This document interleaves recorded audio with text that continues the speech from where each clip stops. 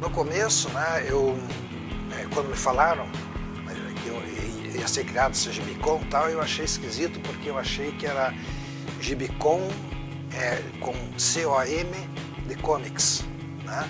Aí quando eu percebi que era C-O-N de convention, né, daí eu comecei a entender qual era o sentido da coisa, né? E, claro, acho isso fantástico, né? Acho que assim é a maturidade do quadrinho em Curitiba, né? É poder sediar um evento desses.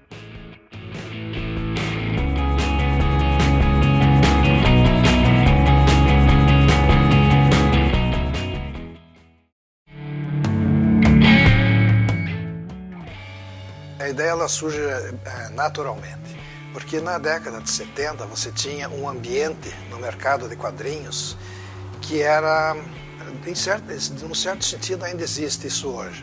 Você entra numa banca de jornais para comprar um gibi, o que se acha? Marvel, DC, Disney, Maurício de Souza, né? Quer dizer, isso é o que você tem no mercado. E independente da qualidade disso, né, com exceção ao Maurício de Souza, é tudo gibi, é tudo história americana, né?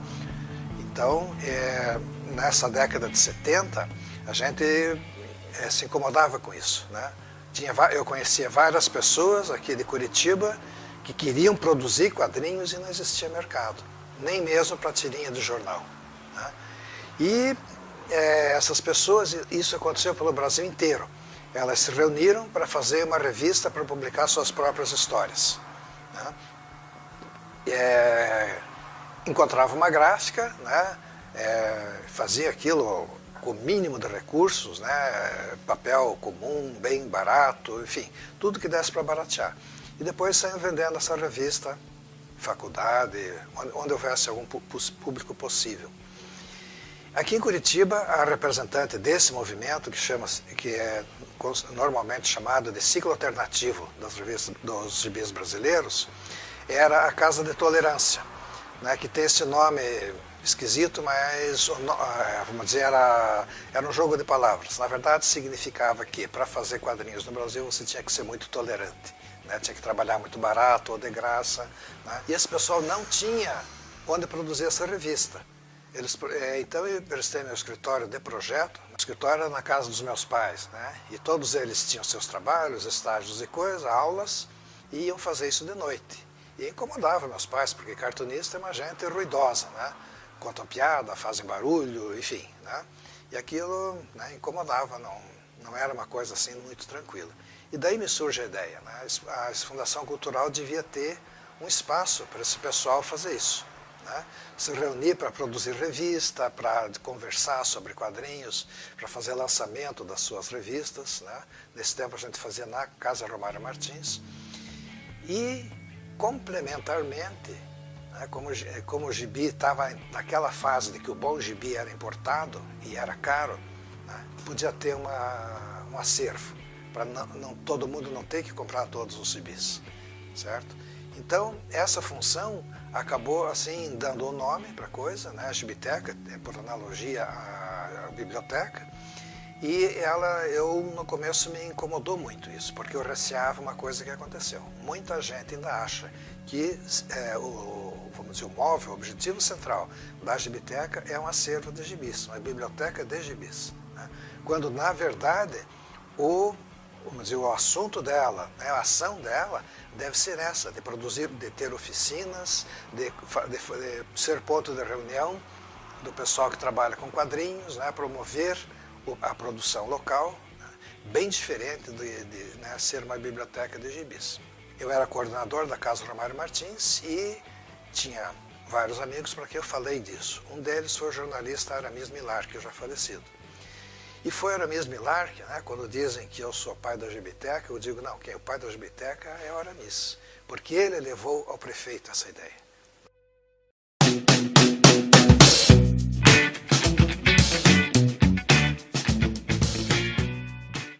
Desde o início, certo? A Gibiteca, ela surgiu como essa necessidade de um ponto de encontro, certo? A gente até existe digamos assim, uma mudança cultural, até em relação à Gibiteca. Por exemplo, assim, a Gibiteca, quando surgiu, ela era muito um espaço para vir ler gibi, certo? Uma biblioteca de gibi. Só que ela cada vez mais está modificando. Assim, hoje em dia eu vejo a Gibiteca mais como assim, um espaço de ponto de encontro de grupos a partir desses eventos, a partir... Tanto que assim, nessa minha coordenação, eu foquei muito nisso. Assim, eu faço questão de pelo menos uma vez por semana a gente montar um encontro diferente e tal. Porque, por exemplo, assim, ó, a maior parte das pessoas que vêm aqui para ler gibi não são adolescentes ou crianças, certo? A maior parte são adultos, pessoas assim, mais de 40, 50 anos que vêm. Por quê? Porque tem esse costume de vir num espaço, numa biblioteca, ler, certo? Adolescente e criança, eu vejo assim, geralmente lê na internet, sabe? Lê muito na internet. Então, como eu falei, a gente tem um fluxo bastante grande de adolescentes, né, que vem com escola agendada. Certo? Então a escola agenda, vem aqui, conhece, vê as publicações, vê as exposições, vê e também lê, mas não é especificamente. E tem um fluxo muito grande de adolescente que vem fazer cursos de desenho. Isso todo dia a gente tem um curso diferente, né? Então tem esse fluxo grande que dos adolescentes que vêm fazer o curso e acabam que vêm um pouco antes, um pouco depois e leem, acessam o acervo. Mas assim, o maior fluxo mesmo de pessoas, assim, atualmente é por causa desses eventos. É por causa das exposições, é por causa desses debates, workshops, sabe? Então eu estou vendo que a Gibiteca está indo para isso. Não tanto como a biblioteca, como Gibiteca mesmo, mas como esse espaço cultural, de ponto de encontro. Eu sempre imaginei, não, eu vou, né, coordenar a Gibiteca, vai ter muita criança, muito adolescente, mas nada a ver, assim. A maior parte das pessoas que vêm aqui são adultos, que vêm ler text, geralmente, assim, sabe? Que é do interesse do pessoal mais velho.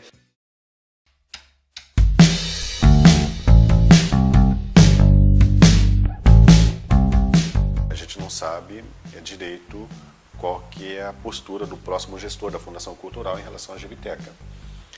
Nisso, coisa que no passado a gente nunca fez, a gente se antecipou e quando no segundo turno, os grupos de ilustração, quadrinhos e design marcaram reuniões com os prováveis representantes culturais desses dois candidatos. Então, assim, no passado a gente nunca ia pensar nisso, a gente ia esperar o que desse e o que acontecesse, a gente ficar na sombra da Gibiteca. Agora não. E sendo responsáveis pela, digamos, a manutenção constante de eventos e tudo mais, nos interessamos em saber quem que é que vai estar lá na frente para que não prejudique alguma atitude, vamos dizer, até burra e impensada de momento no andar da carruagem da Gibiteca. Então a gente conversou com esses caras, porque a última coisa que a gente quer é uma dor de cabeça do tipo, a gente decidiu que a Gibiteca não dá público. Mentira, dá. Tem evidências físicas comprovadas e estatísticas que dá muito público, por sinal mais do que muito local dentro da Fundação Cultural e de ambientes culturais aqui de Curitiba. E não menosprezando os outros, tá entendendo? Mas falar que não tem público, falar que é incipiente para a cultura local é besteira. É um cara que não sabe do que está falando. Então a gente não aceita esse tipo de argumentação, é uma falácia. Né? Então se acontecer qualquer tipo de dor de cabeça com a Gibiteca, a gente vai lá ver o que está acontecendo. E vamos conversar de homem para homem, né? Não de um bando de piada da década de 90, né, que vai lá na rua 15 desenhar. Agora vai ser diferente, tá entendendo? Agora é diferente, a gente vai tentar entender por quê. Porque política é política, né? Se eles quiserem arrancar tudo fora e começar tudo de novo, eles vão fazer, só que eles vão ter que explicar para a gente por quê.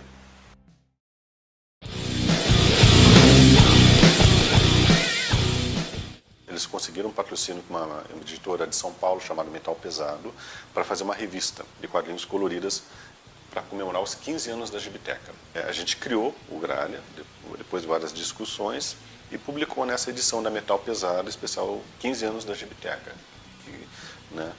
Então, e um ano depois a gente começou a publicar semanalmente na Gazeta do Povo uma página de história em quadrinho do Gralha. Isso por 2 anos seguidos. A Gibiteca, se não tivesse esse projeto, provavelmente o Gralha não teria tido sentido de existir. Foi feito peças de teatro, curta-metragem, histórias em quadrinhos, álbuns, etc. Ano passado, daí pelo Catarse, eu fiz essa coletânea aqui dos 18 anos do personagem, esse artbook, né, que eu reuni todas as ilustrações, quadrinhos que não foram publicados, curiosidades do personagem, para fazer um resgate histórico. A Gibiteca é fundamental. Então ela volto a insistir, ela como casa de produção, de organização, de elaboração de ideias, é fundamental. Eu tenho certeza que hoje, muito dos quadrinhos que estão saindo em Curitiba é capaz de eles serem elaborados numa primeira reunião na Gibiteca, ou troca de figurinha, ou, né, por que não dizer, a ideia de se autopublicar nasce no momento que algum quadrinista vá no lançamento de algum amigo. Ele vê lá, pô, o cara está lançando, eu também vou fazer o meu. Daí ele vai lá na casa dele, desenha e por aí vai. Mas o Gralhas só existe graças à Gibiteca, pode ter certeza disso.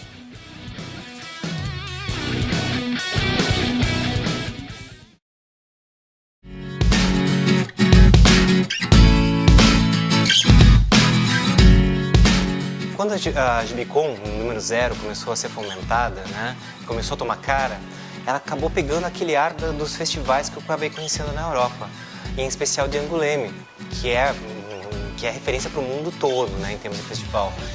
E quando terminou a Gibicon 0, nós estávamos todos destruídos, né, a Fernanda, eu, o Fabrício, todo o pessoal da produção, todo mundo arrasado, sem saber o que tinha acontecido de fato, porque nós simplesmente fomos lá e fizemos, né, o que tinha que ser feito.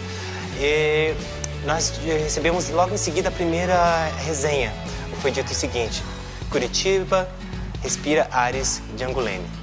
Então, isso foi uma vitória sensacional, porque de repente nós nos sentimos tendo realizado a coisa do jeito certo. Não foi à toa que a Gibicon teve depois mais 3 edições, né, e que isso fez com que o quadrinho local fomentasse, crescesse, se desenvolvesse, chegássemos no ponto em que estamos hoje, com muito otimismo, com muita possibilidade. A Gibiteca tem um papel fundamental, principalmente se a gente pensar no dia a dia do quadrinho, né? Porque a Gibiteca, ela está lá o ano inteiro, e o ano inteiro estão acontecendo coisas, né? Que sejam aulas, palestras, encontros, sessões de autógrafos, exposições, está sempre acontecendo alguma coisa na Gibiteca. E o fato de isso estar vivo durante o ano, durante os anos, né? Porque ela está fazendo mais de 30 anos, ela fez 30 anos em 2012, né? Então, a Gibicon, na época, ela tinha nascido um pouco também pelo fato de querer festejar os 30 anos da Gibiteca. Então, a criação da Gibicon se deu muito pelo fato da Gibiteca ter essa importância e também esse número e essa idade, né? Porque 30 anos é considerada uma das mais antigas, com certeza é a mais antiga do Brasil e provavelmente da América Latina. Foi uma opção nossa, da curadoria, a gente acatou, né, achamos interessantes, o público respondeu bem, mas o evento basicamente continua sendo o mesmo, porque mesmo quando se chamava Gibicon, ele já era assim. A última edição, antes de 2017, de 2014, ele já tinha essa pegada.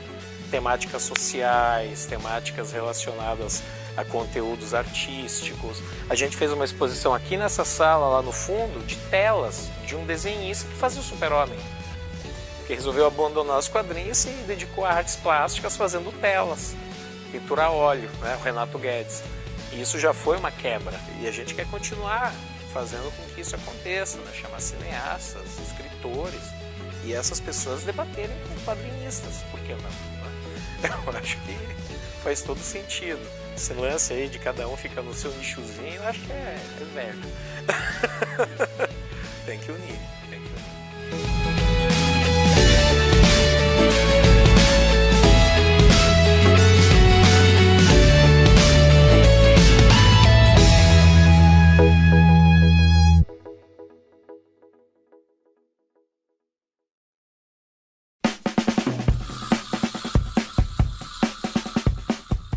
O universo que eu habito, que é um universo que muita gente reside, é muito maior do que você imagina. Principalmente você, que quer começar a se expressar, quer começar a falar sobre o Brasil, quer falar sobre você mesmo. Através dessa linguagem, você precisa conhecer cada vez mais. O endereço certo é aqui, no Solar do Barão, na Rua Carlos Cavalcante, no centro de Curitiba, a Gibiteca de Curitiba. Não tem lugar melhor do mundo para você estar se você ama quadrinhos.